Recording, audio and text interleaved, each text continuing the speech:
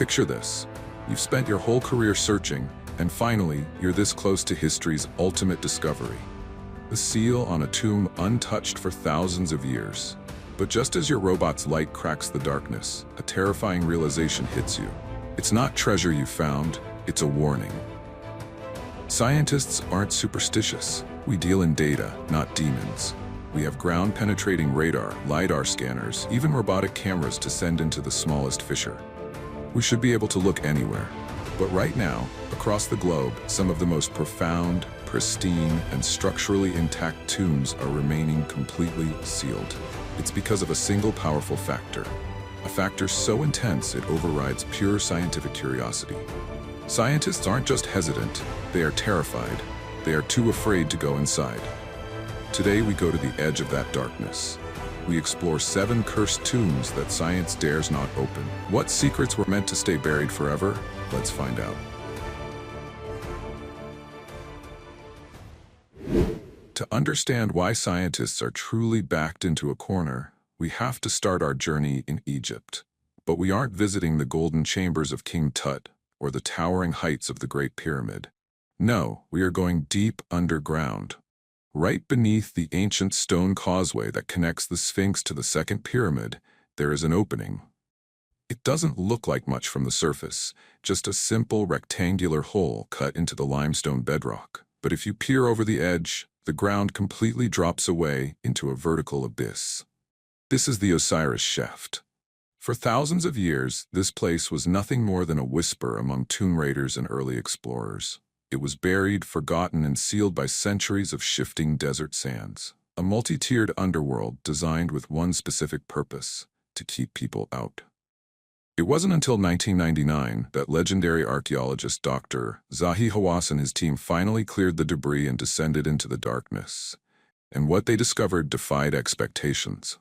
The Osiris shaft isn't just a simple room, it's a brilliant, 3-tiered engineering marvel.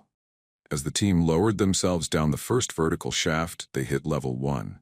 It was entirely empty, a deceptive entryway designed to fool grave robbers into thinking there was nothing here. But then, they found a small opening leading down another 25 feet. On level 2, the atmosphere changed. It was colder, heavier. The team found themselves in a large hall surrounded by side chambers. Inside these chambers sat 7 massive stone sarcophagi and ancient pottery shards. But even this wasn't the main destination. The ancient builders had dug even deeper into the earth. Plunging down a third vertical shaft, nearly 100 feet below the surface, the team reached the absolute bottom. Level 3.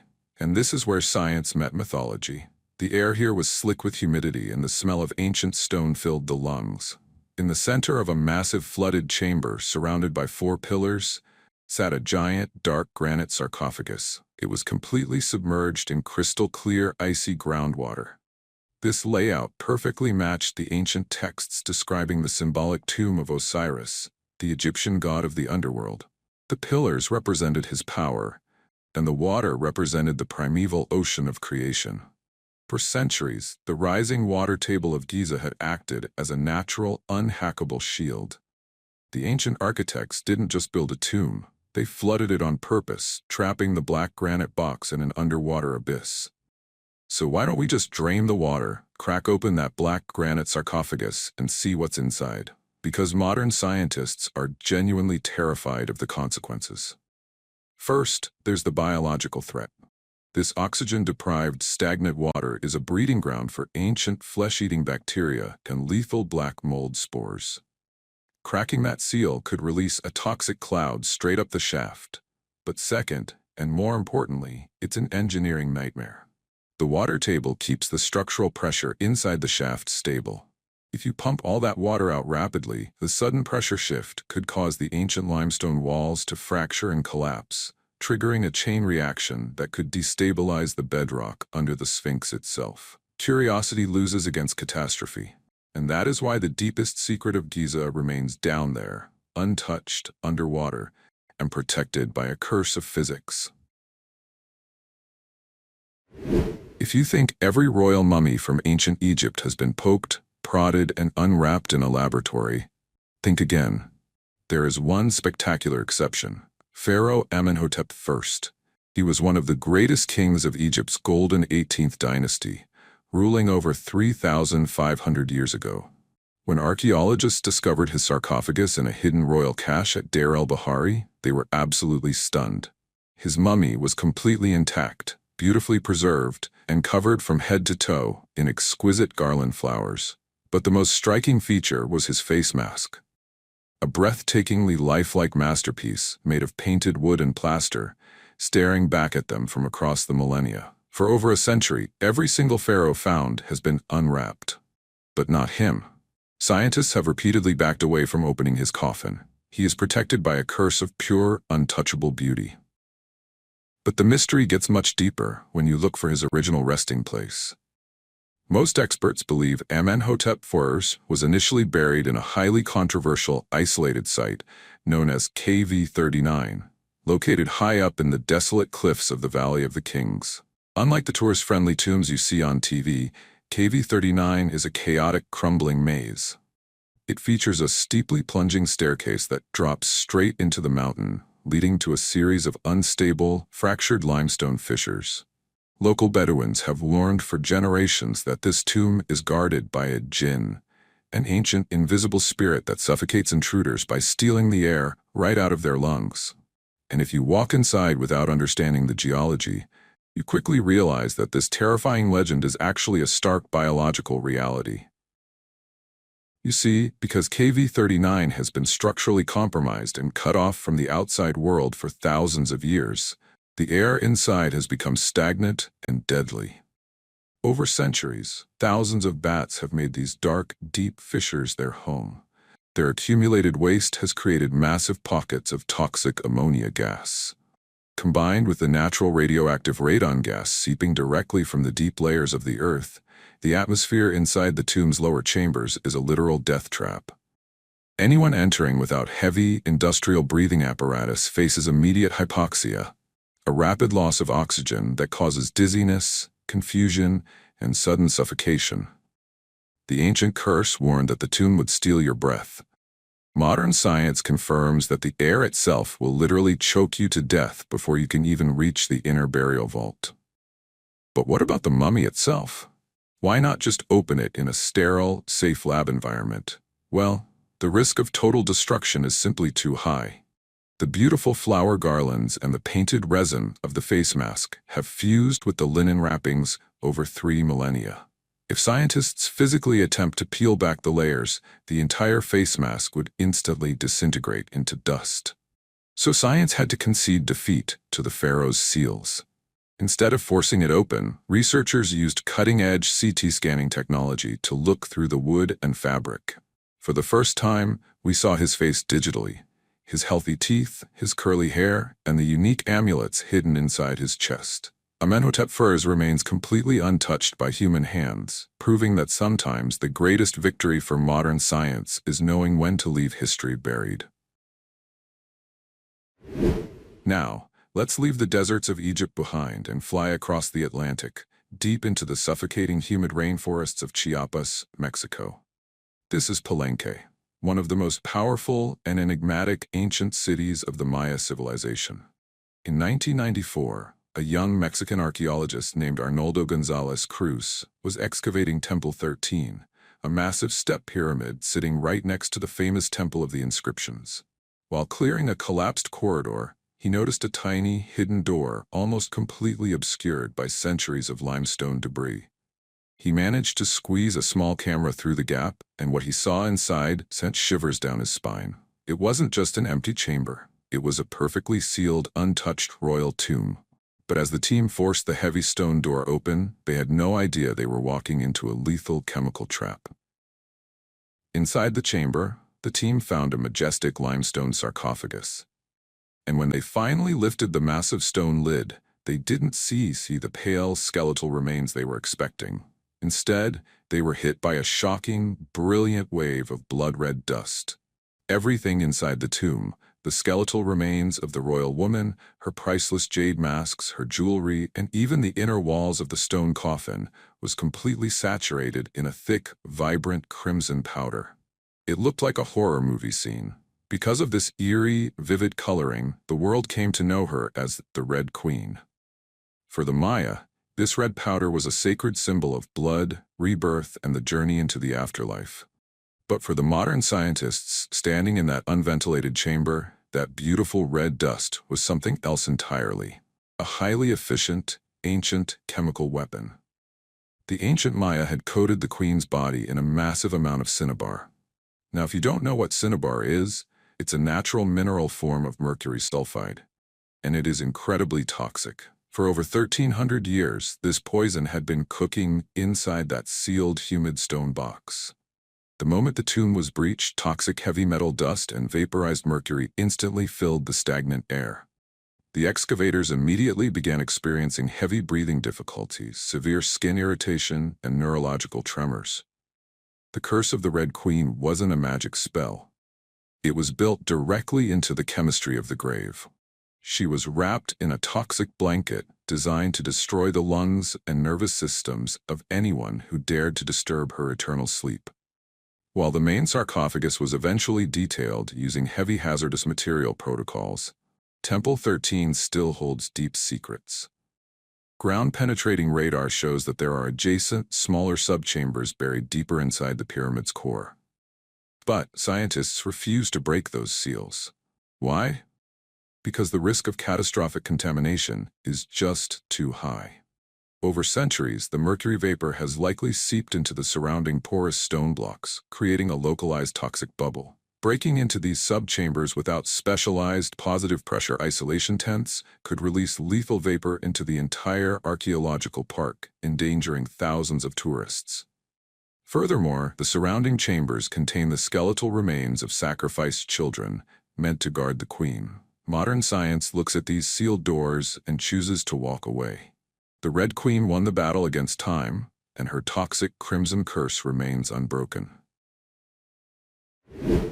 For our fourth tomb, we are traveling back to the windswept sands of Saqqara, Egypt. This is one of the oldest and largest burial grounds on Earth, and nestled within this city of the dead is a monument known as a mastaba, the tomb of a man named Khentika, Ikhekhi. Now, Khentika wasn't a pharaoh, but he was the next best thing. He was the vizier, the prime minister, to King Teti during the Old Kingdom's 6th dynasty, over 4,200 years ago. His tomb is famous for its breathtaking, colorful wall reliefs. But as you approach the entrance to the deepest sealed burial vault, the beauty suddenly fades. Right there, carved permanently into the limestone doorframe, is an inscription so violently specific it has made modern explorers freeze dead in their tracks. The hieroglyphs don't just ask for respect. They promise a brutal execution. The ancient inscription reads, "As for all men who shall enter into this my tomb impure, there shall be a judgment against them by the great God. I shall seize his neck like a bird. I shall cast fear into him." Think about that image for a second. Seize his neck like a bird. It's a vivid, terrifying threat of a physical, violent death. While early 20th century explorers managed to clear out the upper public chapels of the mastaba, the lowest subterranean crypts have remained largely untouched by deep, modern analytical archaeology. And it's not because scientists are afraid of ghosts or ancient gods. It's because every time a team tried to clear the deepest shafts, an eerie string of sudden, severe illnesses began affecting the crew. You see, what those early explorers didn't realize is that Khentika's curse wasn't mystical. It was perfectly biological. The lowest burial vaults of this tomb were designed as tight, unventilated stone boxes. Inside, the ancient builders placed organic funerary offerings, baskets of food, wooden statues, and painted textiles. Over 4,000 years in absolute darkness and high humidity, those organic materials rotted and transformed. They became a breeding ground for a deadly fungus called Aspergillus flavus. This specific mold produces dangerous toxins known as aflatoxins.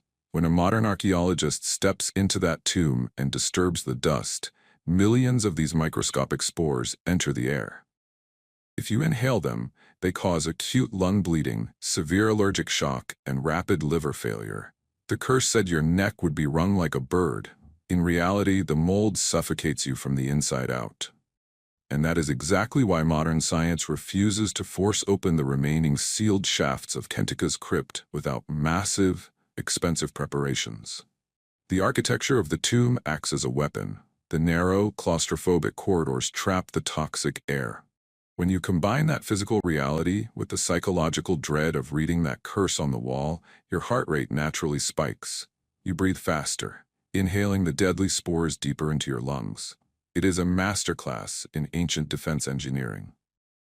Khentika Ikhekhi has successfully guarded his final resting place for over 42 centuries. Modern archaeologists now look at his inscription with a newfound sense of respect. They know that breaking through that stone doorway means gambling with a biological killer that has been waiting in the dark since the dawn of civilization. For our fifth tomb, we are leaving the ancient sands of Egypt and the thick jungles of Mexico behind. Instead, we are traveling to the sun-drenched, rolling hills of Tuscany and Lazio in Italy. Long before the Roman Empire conquered Europe, long before Julius Caesar marched his legions, there was a mysterious, advanced civilization that ruled this land. The Etruscans. They were obsessed with the afterlife, and they didn't just bury their dead. They built entire subterranean cities for them. Necropolises dug directly into the soft volcanic stone of the Italian earth. Today, hidden beneath beautiful vineyards and olive groves, thousands of these underground chambers remain completely sealed. They are time capsules frozen in darkness for over 2,500 years. But modern archaeologists who attempt to open them are facing a threat that is literally radioactive. To understand this danger, you have to look at the geology of Italy. The Etruscans carved their underground tombs directly into a soft, porous rock called tuff. Tuff is essentially compacted volcanic ash from ancient eruptions. And because these chambers have been hermetically sealed for millennia, they have acted as perfect vacuum pockets, trapping everything inside. In recent years, rather than smashing through the heavy stone doors, scientists have adopted a gentler approach. They drill a tiny, microscopic hole through the rock and insert a fiber optic camera to look inside. What they see is breathtaking. Pristine, vibrant frescoes painted on the walls, scenes of grand banquets, mythical sea monsters, and underworld demons dancing in the dark. But when scientists test the air quality through those exact same drill holes, the data sends shockwaves through the team. The volcanic tuff rock naturally and continuously releases dangerous levels of radon-222. Radon is a radioactive gas. It has no color, no odor, and no taste. It is completely invisible to the human eye. Because these Etruscan tombs have been locked tight for 25 centuries, the concentration of radon gas inside has accumulated to lethal levels. If an archaeologist were to simply break open the tomb and walk inside without heavy-duty ventilation, they would inhale massive amounts of this radioactive gas. Inside the lungs, radon particles decay, releasing bursts of radiation that damage DNA and cause rapid, severe lung cancer. The ancient Etruscan myth spoke of underworld demons guarding the dead, ready to drag intruders down to the afterlife. Modern science has proved that the demon is real. It's just a radioactive gas waiting silently in the dark. But there is a second reason why scientists are too afraid to fully open these newly discovered tombs. And it's a tragic catch-22. The moment modern, humid outside air rushes into that ancient sealed volcanic chamber, the atmospheric shock is catastrophic. The sudden shift in humidity and oxygen causes the water-based Etruscan frescoes to instantly react. The paint will literally begin to peel, flake, and fade into dust within a matter of hours. To open the tomb completely is to destroy it forever. Science is trapped. If they go inside, they risk their lives to radioactive poisoning and destroy the very history they want to save. So, the ancient Etruscans have created the ultimate security system, self-destructive beauty. And that is why modern science must remain on the outside, looking through a cold, mechanical lens. For our sixth tomb, we are heading deep into the heart of the Jordanian desert. This is Petra, a breathtaking city carved directly into vibrant rose-red sandstone canyon walls over 2,000 years ago by the Nabateans. Millions of tourists from all over the world come here every year to marvel at the famous facade called the Treasury. You've probably seen it in movies, an absolute architectural masterpiece standing over 100 feet tall. But what 99% of those tourists don't realize is that they are walking right on top of a massive secret. Directly beneath the dusty floor in front of the treasury lies a network of deeply buried, heavily sealed tomb chambers. For generations, local Bedouins have warned that these underground vaults are protected by dark magic, designed to unleash ancient plagues if cracked open. For a long time, the government and mainstream archaeologists denied that anything substantial existed down there. But in recent years, scientists used ground-penetrating radar to look through the solid earth. The scans revealed undeniable anomalies. Massive, empty chambers arranged in perfect symmetry directly under the main tourist pathway. When a highly specialized research team finally received permission to sink a small vertical exploratory shaft into the ground, they hit a literal wall. Deep beneath the sand, they discovered massive, unyielding stone slabs. These weren't just heavy rocks. They were systematically sealed together with an ancient, iron-reinforced mortar that had hardened into something stronger than modern concrete. The Nabateans didn't just bury their dead here. They locked them away with an extraordinary level of permanent security. So what is stopping science from bringing in heavy machinery, breaking through those metal-infused seals, and revealing the treasure inside? The answer has nothing to do with Bedouin curses, but everything to do with brutal structural physics.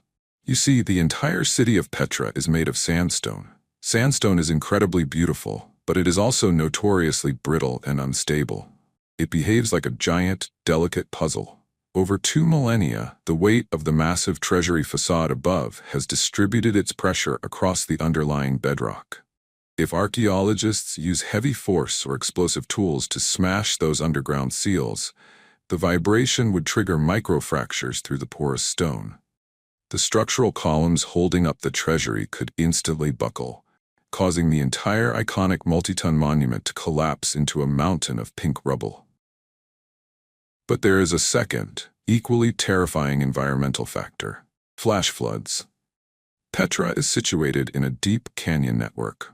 When rare but violent desert storms hit the region, millions of gallons of water rush through the narrow gorges in a matter of minutes. Pumping out or excavating these sealed subterranean tombs would inadvertently create a massive underground drainage sinkhole. The next flash flood would channel the rushing water straight into the open tombs, permanently eroding the internal structure and filling the chambers with catastrophic amounts of wet silt and mud. History would be erased before it could even be documented. The ancient Nabateans built their tombs to be an organic part of the geology itself. They engineered a trap where curiosity equals total destruction. And that is why science is forced to leave those heavy iron seals exactly as they found them. For our 7th and final tomb, we are traveling to the ancient Mediterranean coast of Alexandria, Egypt. And the way this place was discovered sounds like a dark comedy. In the year 1900, a local farmer was leading his donkey through a desert clearing when suddenly the ground collapsed. The donkey fell straight through a hole in the earth and vanished. When people went down to rescue the animal, they realized they hadn't just found a sinkhole. They had uncovered one of the 7 wonders of the Middle Ages. The catacombs of Shoqafa. This is a massive, terrifying underground labyrinth where 3 different worlds collide: Roman architecture, Greek mythology, and Egyptian death rituals. It is a 3-story underworld plunging nearly 100 feet straight down into the solid bedrock, designed to hold hundreds of ancient bodies. As you descend the massive spiral staircase wrapped around a central light shaft, the exact shaft down which dead bodies were lowered using thick ropes, the atmosphere grows incredibly heavy. On level 1 and level 2, the visual details are deeply unsettling. The main burial chamber is guarded by terrifying bas-reliefs of giant bearded serpents, wearing the double crowns of Upper and Lower Egypt and holding the staff of Hermes. These aren't just decorations. They are active protectors of the dead. But the true mystery of Shoqafa lies even deeper. If you try to descend to level 3, the absolute bottom tier of the labyrinth, where the largest, most majestic, and completely unlooted stone sarcophagi are located, you are stopped by an insurmountable barrier. You hit a black, silent moat of stagnant water. The entire lowest level of the catacombs has been deeply and permanently flooded by rising Mediterranean groundwater and sewage seepage from modern Alexandria. For over a century, this water has remained locked in absolute darkness, converting into a toxic, corrosive chemical cocktail. It is completely deprived of oxygen, creating a hyper-acidic environment. Inside this dark pool sit massive stone coffins that have never been touched by modern hands. But scientists absolutely refuse to send divers down or open those submerged sarcophagi. First, the biological hazard is extreme. The water is heavily contaminated with ancient biowaste and modern industrial toxins that can eat through standard diving gear and cause instant skin and lung infections. But second, and far more terrifyingly, opening this tomb could trigger a literal geographic disaster. The catacombs are carved into highly fragile shale and porous limestone.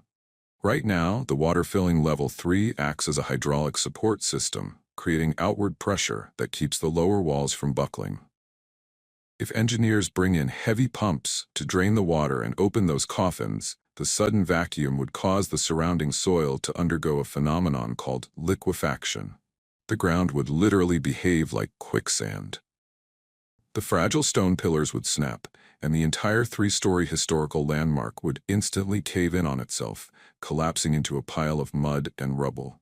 Science is forced to stand at the water's edge and accept defeat.